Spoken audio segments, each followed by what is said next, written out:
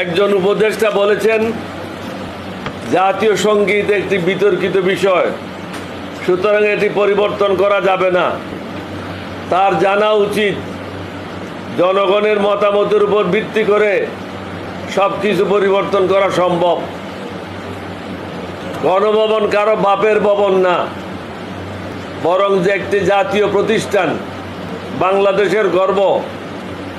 Museum করা অবশ্যই প্রয়োজন, তবে প্রশ্ন হলো গণভবনে কেন, অন্য জায়গায় নয় কেন?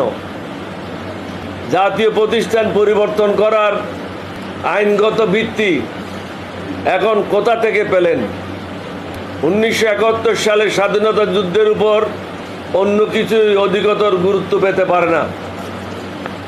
আন্দোলনকারী আমাদের ছেলে মেয়েদের বা জনতার সরলতাকে পুঁজি করে কোনো অন্যায় পদক্ষেপ নেওয়া ঠিক হবে না। এদেশে এক নায়কত্ব স্বৈরা শাসন কায়েমকারী, গণহত্যাকারী, দুর্নীতিবাজ, টাকা পাচারকারী, টাকা লুণ্ঠনকারী, চাঁদাবাজ এবং জঙ্গিবাজের কোনো স্থান নাই। এদেশ এখন কারো বাপের সম্পত্তি না।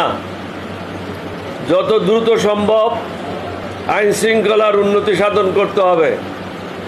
আমরা জানি বর্তমান প্রেক্ষাপটে এটা খুবই কঠিন কাজ, তবে পুলিশ প্রশাসনকে দ্রুত কার্যকর করতে হবে।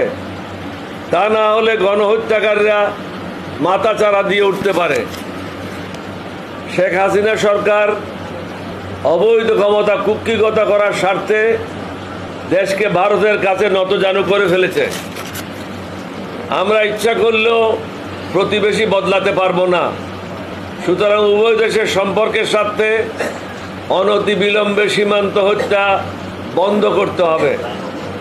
আমাদেরকে আত্মসম্মান ও মর্যাদা নিয়ে প্রতিবেশীদের সাথে আলোচনার মাধ্যমে যৌথ নদীগুলির পানির ন্যায্য হিস্সা নিশ্চিত করতে হবে।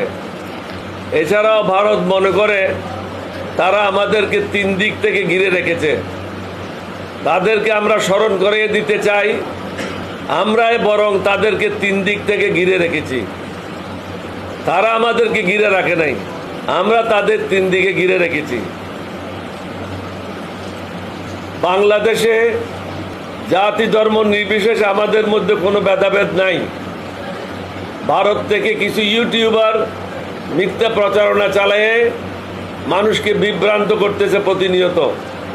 এখানে মেজরিটি বা মাইনরিটি বলতে কিছুই নাই। সকলে বাংলাদেশের নাগরিক এবং সকলের সমান অধিকার। আমাদেরকে ঐক্যবদ্ধভাবে এগিয়ে যেতে হবে। আমাদেরকে সততা, ন্যায় এবং নিষ্ঠার সাথে প্রত্যেককে নিজ নিজ দায়িত্ব পালন করতে হবে। আল্লাহর উপর ভরসা করতে হবে, ঈমান মজবুত করতে হবে। আমরা অন্য কোনো দেশের ক্ষতি কামনা করি না। অনুরূপভাবে আমরা চাই কেউ যেন আমাদের দেশের ব্যাপারে নাক না গলায়, বরং আমরা সকলের সাথে সুসম্পর্ক বজায় রেখে আমাদের দেশকে এগিয়ে নিয়ে যেতে চাই। আমার দৃঢ় বিশ্বাস মহান আল্লাহ রব্বুল আলামিন আমাদের সহায় হবেন। রবীন্দ্রনাথের জাতীয় সঙ্গীত নিয়ে আপনার আপত্তি, আপনি বক্তব্যে বলেছেন, এটা কি আরো রবীন্দ্রনাথ হিন্দু হওয়ার কারণে, নাকি 1905 সালে সে জাতীয় সঙ্গীত লেখা হয়েছিল ত্রিবঙ্গকে? আপনি কি বাংলাদেশে থাকেন না বিদেশে থাকেন? আর আমি আপনার প্রতিক্রিয়া। আচ্ছা, ঠিক আছে, আমি এটা প্রতিক্রিয়া দিয়েছি, আপনি শুনেন নাই, সেজন্য আমি 3টা কারণে বলেছি এই জাতীয় সঙ্গীত গ্রহণযোগ্য না।